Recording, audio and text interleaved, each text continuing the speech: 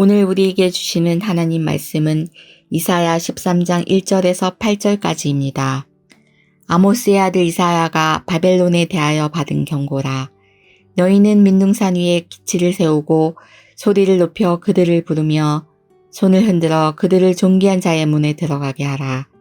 내가 거룩하게 구별한 자들에게 명령하고 나의 위엄을 기뻐하는 용사들을 불러 나의 노염을 전하게 하였느니라. 산에서 무리의 소리가 나며 많은 백성의 소리 같으니 곧 열국 민족이 함께 모여 떠드는 소리라.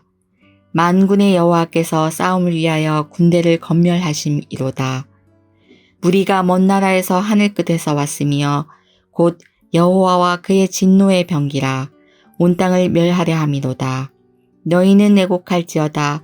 여호와의 날이 가까웠으니 전능자에게서 멸망이 임할 것이미로다. 그러므로 모든 손의 힘이 풀리고 각 사람의 마음이 녹을 것이라.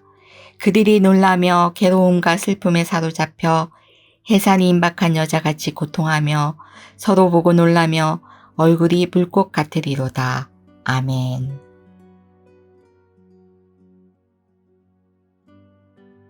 우리는 신앙생활을 하면서 신앙과 관련해 완전히 다 이해되지 않는 부분들을 경험합니다. 그것들 중 하나는 악인의 형통함에 대한 문제입니다. 악인들은 하나님을 모르고 저렇게 악하게 생활하는데 어떻게 이 땅에서 형통한 삶을 살아가느냐라는 질문을 던질 때가 있습니다. 이 새벽에 이 질문에 대한 상세한 답을 할 수는 없겠지만 우리는 이 질문에 대한 답을 성경에서 찾을 수가 있습니다. 과연 하나님께서는 성경에서 무엇이라고 말씀하시는지 들어야 합니다. 왜냐하면 유한한 우리는 무한하신 하나님의 생각을 다 알 수 없기 때문입니다.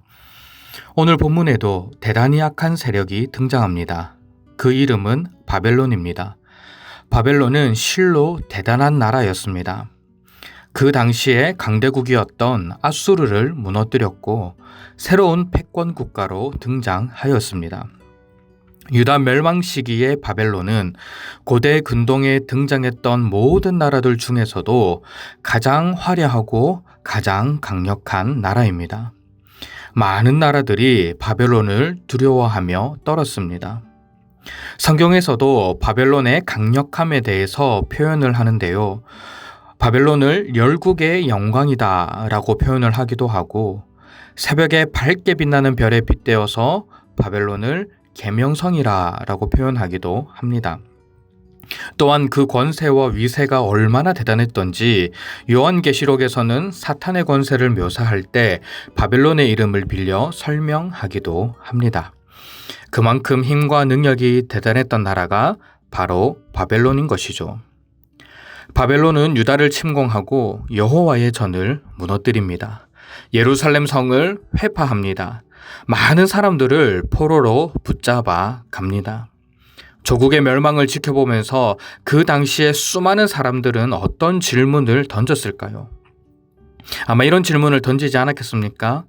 아무리 우리가 죄를 지었다고 하더라도 어떻게 악인이라고 할 수 있는 바벨론이 유다인들을 삼킬 수 있습니까? 이런 일이 일어나는데도 왜 하나님께서는 방관만 하고 계십니까? 이런 질문을 하지 않았을까 생각해 봅니다. 여러분, 우리도 이와 비슷한 질문을 할 때가 있죠.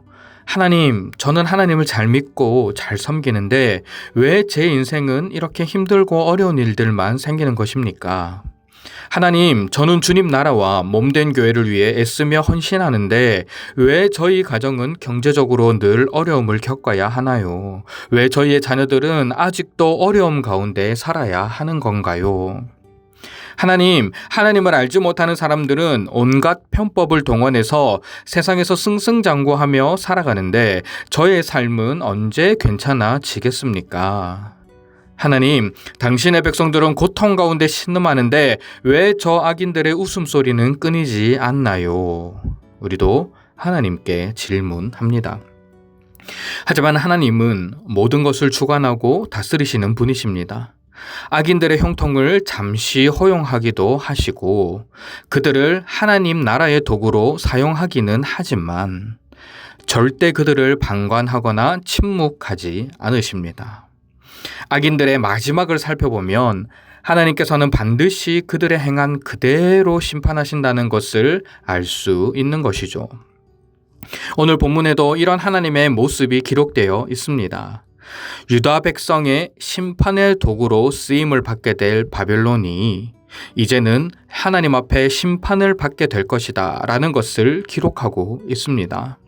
물론 이사야가 봤을 때 아직 이루어지지는 않았지만 이사야를 통해 미리 심판을 예언하게 하신 것입니다. 이 본문은 바벨론의 멸망에 대한 조롱의 노래라고 알려져 있습니다. 1절 말씀을 보시면 이 말씀은 바벨론에 대한 경고다라는 것을 알 수 있고요. 2절부터는 하나님께서 어떻게 바벨론을 심판하시는지 기록하고 있습니다. 2절을 보시면 민둥산 위에 기치를 세울 것이다 라고 되어 있는데요. 이것은 나무가 없는 산에 깃발을 세워서 모든 사람이 볼 수 있게 한다라는 의미입니다. 바벨론에 대한 심판이 공개적으로 이루어지는 것을 뜻하는 것이죠. 하나님께서는 바벨론을 심판하기 위해 많은 것을 준비하셨습니다. 3절을 보시면 거룩하게 구별한 자를 준비하셨고요. 하나님의 위엄을 기뻐하는 용사들을 부르셨습니다. 그리고 4절에는 여호와 하나님을 위하여 싸우기 위해 수많은 군대들이 모여있는 모습을 웅성거리는 모습으로 묘사하고 있습니다. 이들이 누구인가요? 5절 말씀을 보면 먼 나라에서 하늘 끝에서부터 와서 하나님의 진노의 병기가 되어 온 땅을 멸하기 위해 준비된 군대들입니다. 하나님께서는 하늘의 군대와 이 땅의 군대를 함께 준비하고 계신 것이었습니다. 하나님은 하나님의 때에 하나님의 방법으로 그들을 심판하십니다.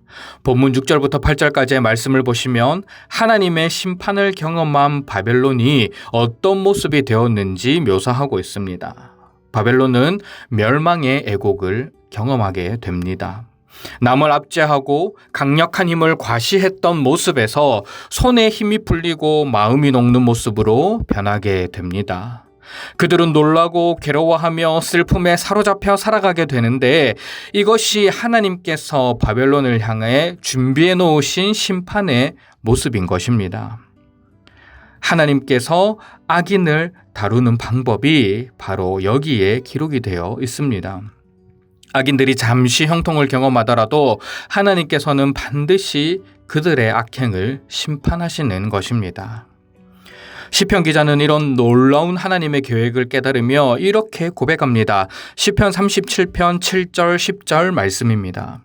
여호와 앞에 잠잠하고 참고 기다리라. 자기 길이 형통하며 악한 꾀를 이루는 자 때문에 불평하지 말지어다. 잠시 후에는 악인이 없어지리니 내가 그곳을 자세히 살필지라도 없으리로다. 시편 73편에도 이와 비슷한 내용이 기록되어 있습니다. 시편 73편 12절부터 14절 말씀 볼지어다 이들은 악인들이라도 항상 평안하고 재물은 더욱 불어나도다. 내가 내 마음을 깨끗하게 하며 내 손을 씻어 무죄하다 한 것이 실로 헛되도다. 나는 종일 재난을 당하며 아침마다 징벌을 받았도다. 악인에 의해 고통받는 의인은 하나님께 부르짖습니다. 자신은 정결하게 사는데 악인들은 평안하고 재물이 불어나는 삶을 살기 때문입니다. 이런 하나님 앞에 부르짖음을 하던 시편 기자가 어느 순간 진리를 깨닫게 되는데요. 17절부터 19절 말씀입니다. 하나님의 성소에 들어갈 때에야 그들의 종말을 내가 깨달았나이다. 주께서 참으로 그들을 미끄러운 곳에 두시며 파멸에 던지시니 그들이 어찌하여 그리 갑자기 황폐되었는가 놀랄 정도로 그들은 전멸하였나이다.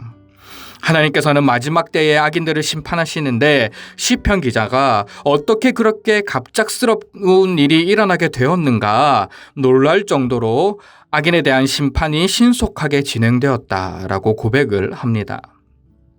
여러분, 이것이 하나님께서 악인들을 다루시는 방법이요, 악인들이 경험하게 될 최후라고 할 수 있습니다.